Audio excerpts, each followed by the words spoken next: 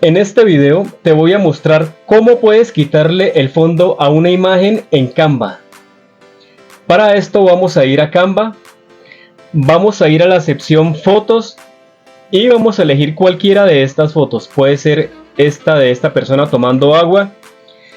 Ahora, después de seleccionar la foto, vas a dar clic a donde dice editar la foto y ahora vas a dar clic a donde dice quita fondos. Y como puedes ver, así de fácil se eliminó el fondo de esta imagen. Vamos a ampliarla un poquito y ahora vamos a duplicar la imagen para mostrar cómo contrasta con un fondo. Vamos a ir a donde dice fondo y vamos a elegir este fondo de desierto. Como podemos ver, aquí tenemos la imagen sin fondo y vemos que contrasta muy bien con cualquier fondo que le ubiques. Vamos a mostrar un segundo ejemplo, este otro fondo. Y tenemos dos diseños distintos con esta presentación. Debes tener en cuenta que esta función únicamente la tienes en Canva Pro. Si estás en la versión gratis no la puedes utilizar.